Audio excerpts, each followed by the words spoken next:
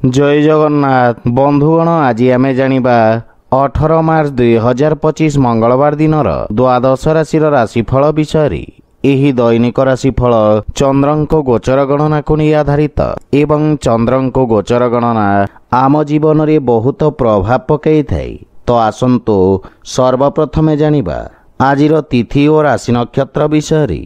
आज होची 18 मार्च 2025 मंगलवार चैत्र कृष्ण पक्ष चतुर्थी रात्र 10 घंटा 10 मिनिट गति पंचमी। आज स्वाति नक्षत्र संध्या 5 घंटा 52 मिनिट गति विशाखा नक्षत्र। आज तुलाचंद्र अहोरात्र। आजिर पर्वोत्सव मंगल चतुर्थी स्नान। आजिर शुभ बेला दिवा 8 घंटा 25 मिनिट रु दिवा 10 घंटा 50 मिनिट पर्यंत। आजिर सूर्योदय प्रातः 5 घंटा 59 मिनिट। आजिर सूर्यास्त संध्या 6 घंटा 4 मिनिट। आज घात चंद्र नास्ति एवं मकर राशि घात बार। आज मूला खाइबा निषिद्ध।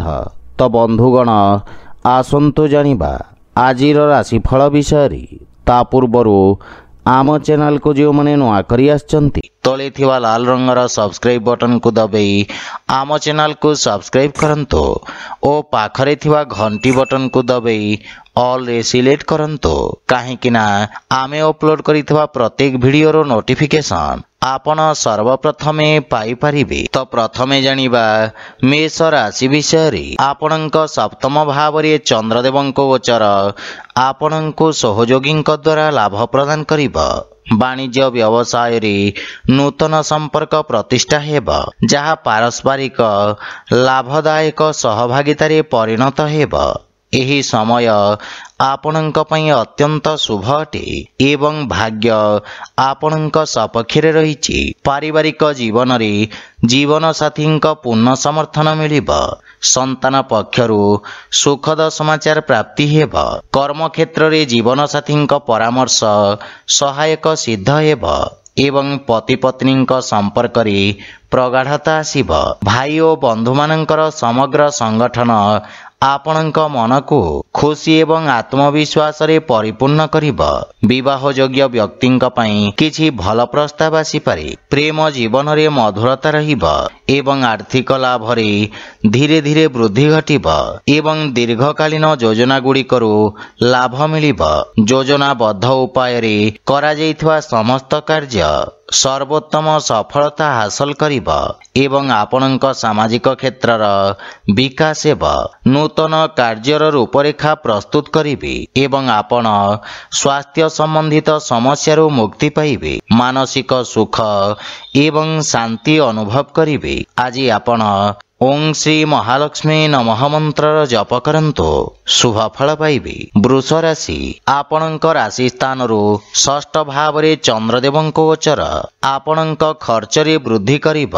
आपण निज बुद्धि एवं कौशल बल रे निज समस्त लक्ष्य को हासिल करिबारे सक्षम हेबे। आपणक किछि गुप्त शत्रु आपणक भावमूर्ति को नष्ट करने को प्रयास करिबे। आपण नूतन लोकंक सहित साक्षात करिबे। क्यारियर रे उत्तम उन्नतिर जोग रहिछि एवं नूतन कार्य करने को चेष्टा करिबे। कार्य क्षेत्र रे स्थिति रे सुधार आसिब एवं सहकर्मींक परामर्श रु आपण उपकृत हेबे। मातुल घर पक्षरु पूर्ण सहयोग मार्गदर्शन प्राप्ति हेबा। पारिवारिक कलहरु आपण दूरे रुहंतो तथा परिवार सदस्यंक स्वास्थ्य अवस्थार जत्न नियंतो। प्रेम जीवन रे बाणीर कठोरता हेतु संपर्क रे फाट सृष्टि होई पारे। सेथिपई अनावश्यक वाद विवाद ओ जुक्ति तर्करु आपण दूरे रुहंतो।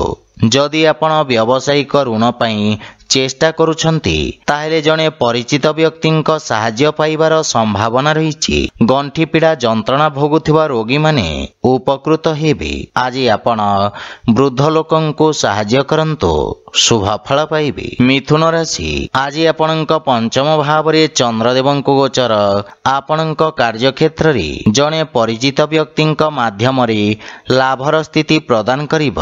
छात्र छात्री माने सेमानंकर समयर संपूर्ण उपयोग करिबारे सक्षम हेबे एवं एही समय मध्यरे नूतन ज्ञान ଏବଂ ଅଭିଜ୍ଞତା ହାସଲ କରିବେ। ପାରିବାରିକ ଜୀବନରେ ସନ୍ତାନଙ୍କ ଉନ୍ନତିରେ ଆପଣ ବିଶେଷ ଆନନ୍ଦ ପ୍ରାପ୍ତ କରିବେ ଏବଂ ସନ୍ତାନ ଆପଣଙ୍କ ଆଜ୍ଞାକାରୀ ହେବେ। ଭାଇ ଓ ଭଉଣୀମାନଙ୍କ ସହଯୋଗରେ ଆପଣଙ୍କର ସମସ୍ତ କାର୍ଯ୍ୟ ସଫଳତାର ସହିତ ସମ୍ପନ୍ନ ହେବ। ପରିବାରରେ ସୁଖ ସମୃଦ୍ଧି ଲାଗି ରହିବ ଏବଂ ଜୀବନସାଥୀଙ୍କ ପୂର୍ଣ୍ଣ ସମର୍ଥନ ପାଇବେ ଏବଂ ବିଦେଶରୁ କିଛି ଭଲ ଖବର ପାଇ ମନ ଖୁସି ହେବ। ବଡ଼ ଭାଇଙ୍କ ବିଶେଷ ସମର୍ଥନ ଆପଣଙ୍କ ଅଗ୍ରଗତିର କାରଣ ହେବ, କିନ୍ତୁ ପିତାଙ୍କ ସ୍ୱାସ୍ଥ୍ୟ ପ୍ରତି ବିଶେଷ ଯତ୍ନ ନେବା ଆବଶ୍ୟକ। ଆର୍ଥିକ କ୍ଷେତ୍ରରେ ଅଭିବୃଦ୍ଧି ହେବ, କିନ୍ତୁ ପାରିବାରିକ ଖର୍ଚ୍ଚରେ ବୃଦ୍ଧି ମାନସିକ ଚାପ ଉତ୍ପନ୍ନ କରିପାରେ। ସ୍ୱାସ୍ଥ୍ୟାବସ୍ଥାରେ ଉନ୍ନତି ହେବ, କିନ୍ତୁ ସତର୍କତା ବଜାୟ ରଖନ୍ତୁ। ଆଜି ଆପଣ ଭଗବାନ ଗଣେଶଙ୍କ ପୂଜାର୍ଚ୍ଚନା କରନ୍ତୁ, ଶୁଭ ଫଳ ପାଇବେ। କର୍କଟ ରାଶି, ଆପଣଙ୍କ ରାଶିରୁ ଚତୁର୍ଥ ଭାବରେ ଚନ୍ଦ୍ରଦେବଙ୍କ ଗୋଚର ଆପଣଙ୍କ ବ୍ୟବସାୟ କ୍ଷେତ୍ରର ବିସ୍ତାର ପାଇଁ ଯୋଜନା ଉପରେ କାର୍ଯ୍ୟ କରିବାର ଅବସର ପ୍ରଦାନ କରିବ। ଆପଣ ଭବିଷ୍ୟତ ଯୋଜନାଗୁଡ଼ିକ ବିଷୟରେ ବିଚାର ବିମର୍ଶ କରିବେ ଏବଂ କାର୍ଯ୍ୟଶୈଳୀର ସମୀକ୍ଷା କରିବେ, କିନ୍ତୁ ସହକର୍ମୀମାନଙ୍କ ସହିତ ଆପଣଙ୍କ ବ୍ୟବହାରର ବିଷୟ ଧ୍ୟାନ ରଖନ୍ତୁ, ଅନ୍ୟଥା ଆପଣଙ୍କ ପ୍ରତିଛବି କ୍ଷତିଗ୍ରସ୍ତ ହୋଇପାରେ। ମାତାଙ୍କ ସହିତ କିଛି ବୈଚାରିକ ମତଭେଦ ଦେଖାଦେଇପାରେ, କିନ୍ତୁ ଆପଣ ନିଜ ବୁଦ୍ଧି ଏବଂ ଆତ୍ମବିଶ୍ୱାସ ସହିତ ପରିସ୍ଥିତିକୁ ନିୟନ୍ତ୍ରଣ କରିବାରେ ସକ୍ଷମ ହେବେ। ପାରିବାରିକ ସୁଖରେ କିଛି ଅଭାବ ଦେଖାଦେବ ଏବଂ ଘରର ରକ୍ଷଣାବେକ୍ଷଣ ପାଇଁ ଆପଣ ଖର୍ଚ୍ଚାନ୍ତ ହେବେ, କିନ୍ତୁ ପିତାଙ୍କ ମାର୍ଗଦର୍ଶନରୁ ଲାଭବାନ ହେବେ। ଶ୍ୱଶୁର ଘର ପକ୍ଷରୁ ସମ୍ପର୍କରେ ମଧୁରତା ଆସିବ, କିନ୍ତୁ ଗୃହର କୌଣସି ସଦସ୍ୟଙ୍କ ସ୍ୱାସ୍ଥ୍ୟାବସ୍ଥାକୁ ନେଇ ଆପଣ ଚିନ୍ତିତ ରହିବେ। ଆର୍ଥିକ ଅବସ୍ଥା କିଛି ମାତ୍ରାରେ ଚାପଗ୍ରସ୍ତ ରହିପାରେ। ନଗଦ ଧନର ଅଭାବ କିଛି କାର୍ଯ୍ୟରେ ଅସ୍ଥାୟୀ ଅବରୋଧ ଉତ୍ପନ୍ନ କରିବ ଏବଂ ମାନସିକ ଚାପ ଆପଣଙ୍କ ସ୍ୱାସ୍ଥ୍ୟାବସ୍ଥାକୁ ପ୍ରଭାବିତ କରିବ। ସେଥିପାଇଁ ମନକୁ ଏକାଗ୍ର ଏବଂ ଶାନ୍ତ ରଖିବାର ପ୍ରୟାସ କରନ୍ତୁ। ଆଜି ଆପଣ ଶ୍ରୀ ଗଣେଶ ଏବଂ ମାତା ଲକ୍ଷ୍ମୀଙ୍କ ମିଳିତ ଉପାସନା କରନ୍ତୁ, ଶୁଭ ଫଳ ପାଇବେ। ସିଂହ ରାଶି, ଆପଣଙ୍କ ତୃତୀୟ ଭାବରେ ଚନ୍ଦ୍ରଦେବଙ୍କ ଗୋଚର ଆପଣଙ୍କ ରାଜନୈତିକ ବର୍ଚସ୍ୱରେ ବୃଦ୍ଧି କରିବ ଏବଂ ଆପଣଙ୍କ ପରାକ୍ରମରେ ବୃଦ୍ଧି ହେବ।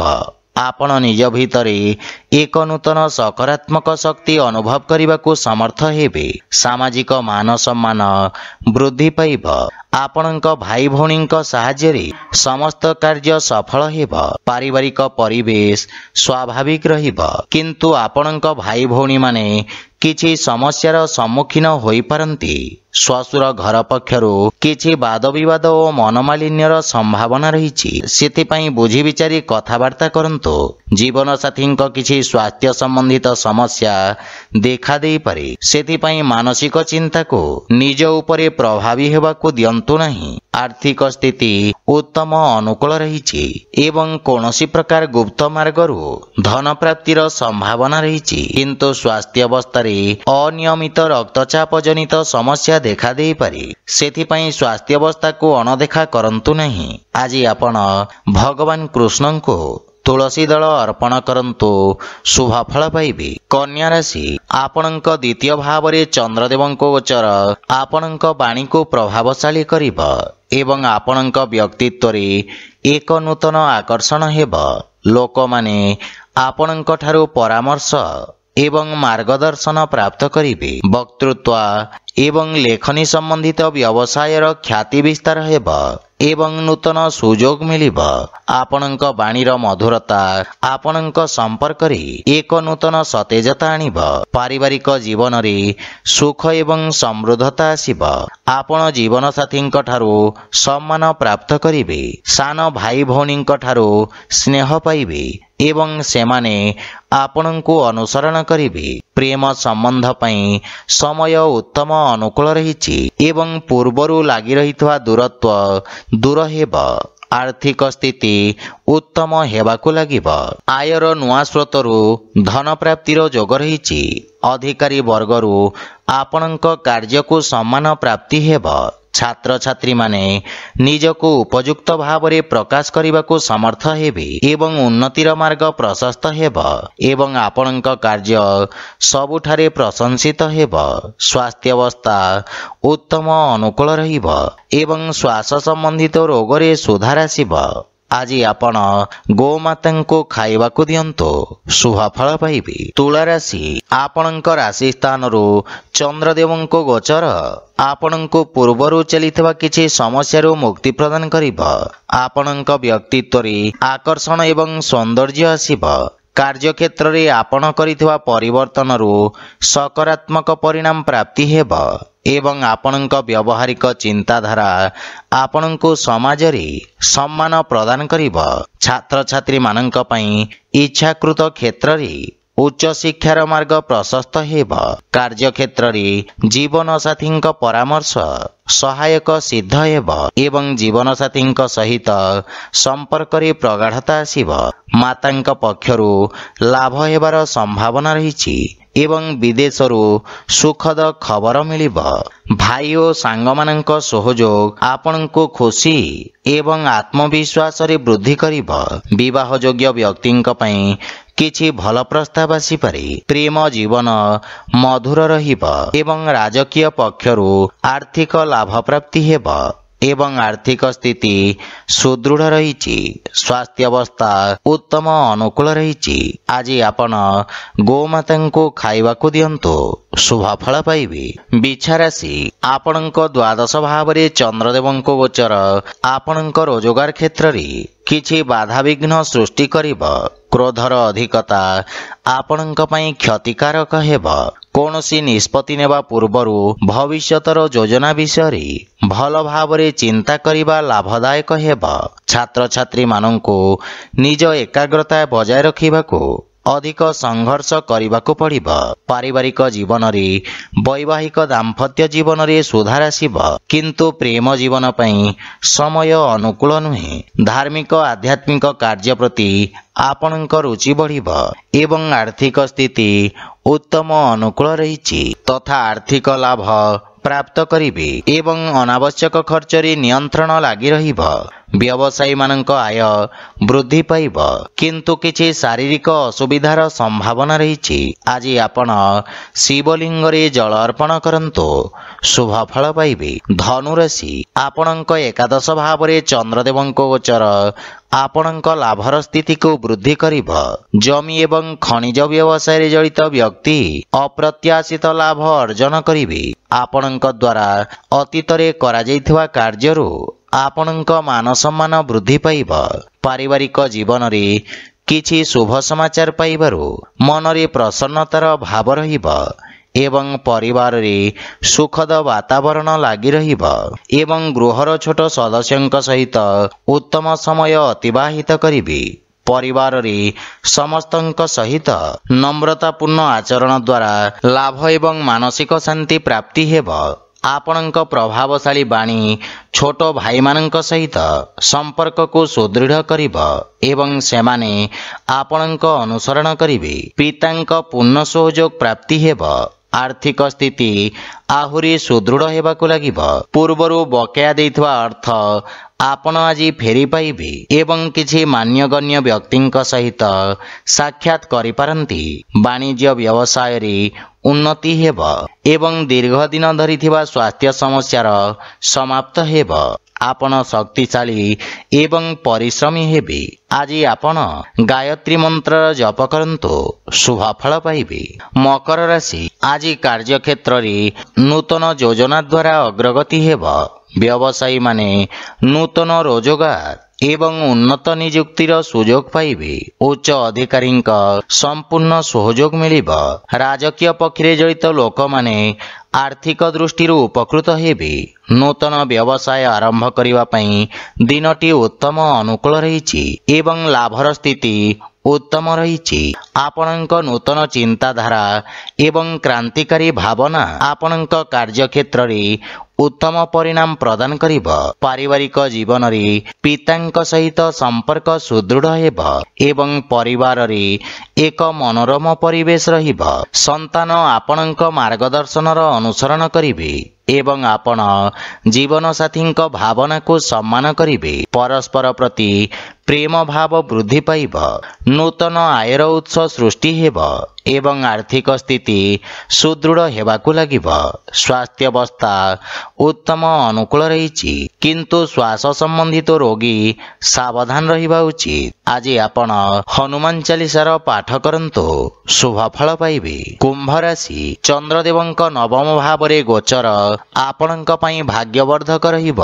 पूर्वरु करा जायथिबा निवेशरु आपण लाभवान हेबे एवं व्यवसाय रे स्थायित्व आसीब। रोजगार क्षेत्र रे आसुथिबा समस्यार समाधान हेब। पारिवारिक जीवन रे पितांक स्नेह एवं आशीर्वाद प्राप्ति हेब किंतु श्वशुर घर पक्षरु संपर्क रे किछि तिक्ततार संभावना रहिछि। जीवन साथींक सहयोग लागि रहिब किंतु तांक स्वास्थ्य अवस्थार विषय ध्यान रखंतु। परिवारर छोट सदस्यंक सहित उत्तम समय अतिबाहित करिवे एवं मानसिक शांति पाइबे किंतु प्रेम संपर्क रे सावधान रहंतु। आपणक क्रोध संपर्क को खराब करि पारे। आर्थिक स्थिति क्षेत्र रे आकस्मिक धन लाभर योग रहिछि। नूतन आयर उत्सरु धन लाभर संभावना रहिछि। आपण आज अजणा व्यक्तिंक ठारू साहाय्य पाई पारंती। जे कोनोसी कार्य रे भाग्य आपणको समर्थन करिब किंतु पेट संबंधित कोनोसी समस्या आपणको व्यथित करि पारे। जीवाणु जनित रोगरु सावधान रहंतु। आज आपण बजरंग बाण पाठ करंतु शुभ फल पाइबे। मीन राशि चंद्रदेव आज आपणक राशि स्थान रु अष्टम भाव रे गोचर करिवे। सेथि पई आपणको किछि आकस्मिक समस्यार सामना करिबाकू पड़ी पारे। अनावश्यक खर्च आपणक आर्थिक संतुलन को नष्ट करि पारे। कार्य क्षेत्र रे अत्यधिक कार्य बा असामंजस्य स्थिति मानसिक चापर कारण हेब।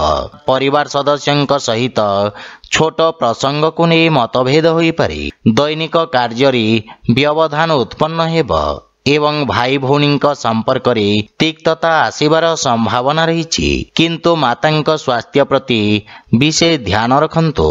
प्रेम जीवन रे परस्परर भावना को सम्मान दे संपर्क सुदृढ़ हेब। आर्थिक स्थिति क्षेत्र रे अनावश्यक आर्थिक देवानेबारु आपण दूरे रहंतु। कोनोसी प्रकार निवेश किंबा खर्च करिवा पूर्वरु समस्त डॉक्यूमेंट को भल भाव रे जांच करंतु। कोनोसी विश्वस्त व्यक्तिंक समर्थन आपणक पई सहायक हेब। विद्यार्थी मानंको निज लक्ष्य हासिल करिबाकू अधिक संघर्ष करिबाकू पड़िब। रोग विष एवं शत्रु मानंक ठारू आपण सावधान रहंतु एवं स्वास्थ्य प्रति विशेष ध्यान दियंतु। आज आपण गोमातांको खाइबाकू दियंतु शुभ फल पाइबे। तो बंधुगण यह थिला आजिर राशिफल विषय। जदि भिडियोटी आपण मानको भल लागि थाए लाइक शेयर और कमेंट करी जणांतु एवं आम चैनल को सब्सक्राइब करंतु। जय जगन्नाथ।